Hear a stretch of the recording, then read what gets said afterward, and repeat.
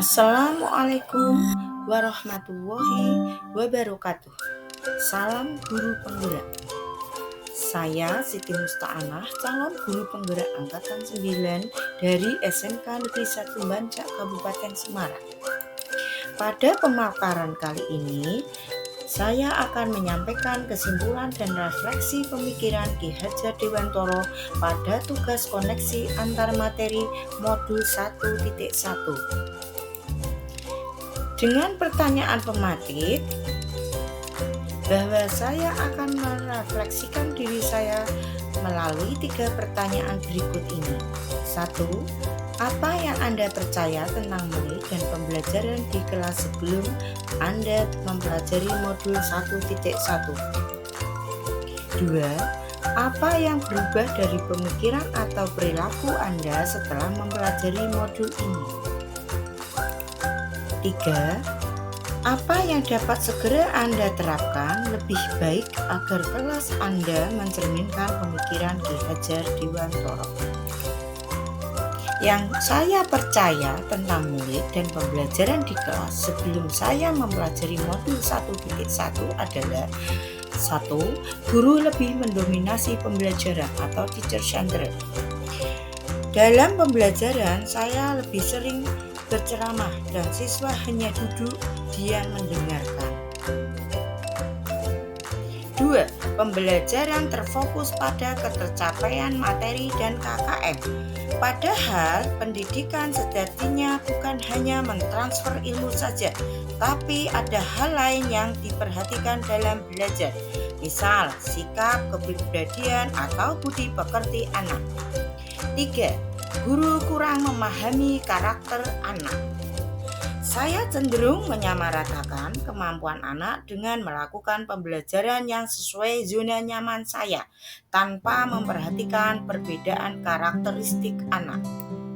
4. Siswa cenderung pasif dan motivasi pembelajaran rendah.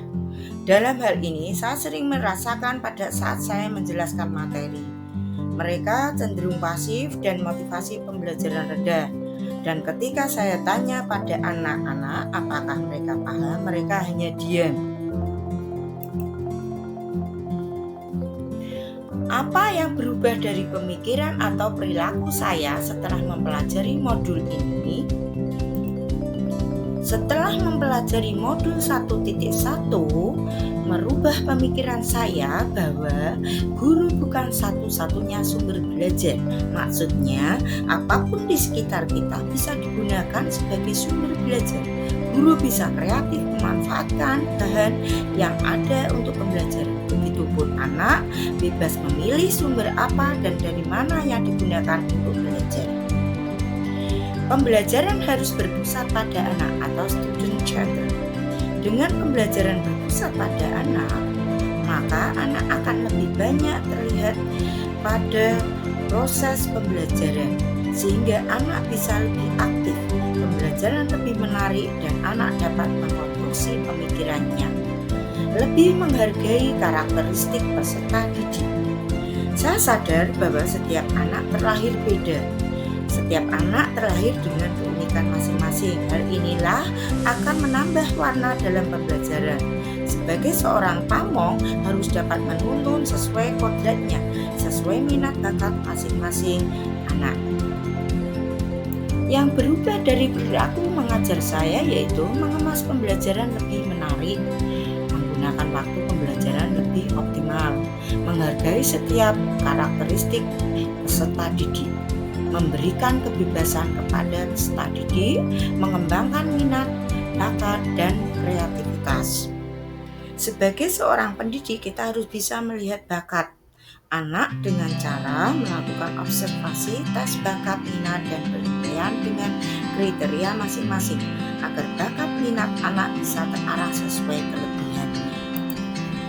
Apa yang dapat segera saya terapkan lebih baik agar kelas saya mencerminkan pemikiran Ki Hajar Dewantoro adalah yang bisa segera saya terapkan adalah merancang pembelajaran yang interaktif dan menyenangkan dengan melibatkan peserta didik, menerapkan pembelajaran berbasis kearifan lokal dan budaya setempat, menerapkan konsep Merdeka Belajar dan mengintegrasikan pembelajaran dengan pencapaian profil pelajar Pancasila. Konsep Merdeka Belajar mengajarkan kita bagaimana seorang pendidik memberi kebebasan pada anak untuk dapat bereksplorasi atas pengetahuannya agar mampu menghasilkan ide-ide kreatif dan inovatif. Pembelajaran yang mengutamakan aspek budi pekerti. Pembiasaan baik akan saya teladankan pada mereka tentang mereka bersikap berperilaku yang lebih baik. Menerapkan sistem AMONG, pembelajaran yang menuntun, bukan menuntut. Dalam penerapannya, sesuai pendidikan dan pengajaran Ki Hajar Dewantara, kita bisa menerapkan pola ASI, ASU, dan ASA. Pembelajaran yang sesuai kodrat alam dan kodrat zaman. Kodrat alam berkaitan dengan sifat dan lingkungan di mana anak berada.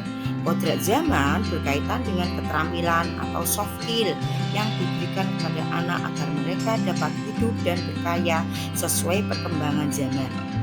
Mengintegrasikan permainan dalam pembelajaran. Sesuai kodrat anak bahwa anak suka bermain, maka dalam pembelajaran saya akan mengintegrasikan pembelajaran dalam permainan agar pembelajaran lebih menarik.